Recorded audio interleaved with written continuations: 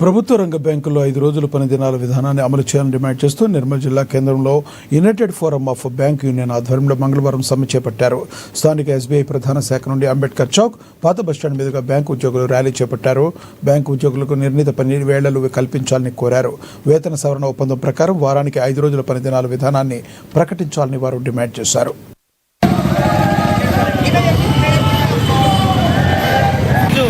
United forum of bank unions ఆధ్వర్యంలో దేశవ్యాప్తంగా ఈ సమ్మె చేయడం జరుగుతుంది. ఈ సమ్మెలో అన్ని ప్రభుత్వ రంగ బ్యాంకులు దాదాపు 10 లక్షల మంది ప్రభుత్వ రంగ బ్యాంకులు ఈ సమ్మెలో పాల్గొనడం జరిగింది.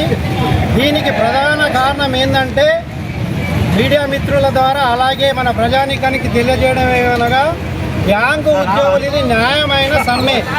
ఎందుకంటే ఇది 2023 జరిగిన వేతన సవరణ ఒప్పందంలో ఐబీఏతో జరిగిన వేతన సవరణ ఒప్పందంలో అగ్రిమెంట్ అయింది ఆల్రెడీ.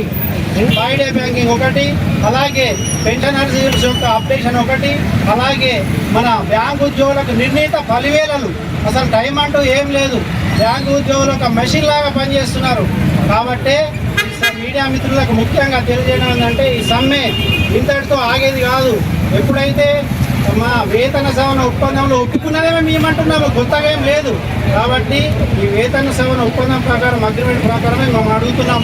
మీరు దాదాపు అన్ని బ్యాంకు ఉద్యోగులు, గవర్నమెంట్ బ్యాంకు ఉద్యోగులు అందరూ కూడా రోడ్లపైకి వచ్చే పరిస్థితి. ఎప్పుడన్నా రోడ్లపైకి వస్తామా గవర్నమెంట్ బ్యాంకు వాళ్ళు? రాము. కాబట్టి ఈ చిన్న ఒక కండిషన్ని గవర్నమెంట్ యాక్సెప్ట్ చేయాలని మీడియా ద్వారా కోరుతూ రాబో రోజుల్లో ఈ డిమాండ్ గిన మీరు పరిష్కరించకపోతే పెద్ద ఎత్తున ఉద్యమం చేస్తామని చెప్తూ సెలవు తీసుకుంటాం.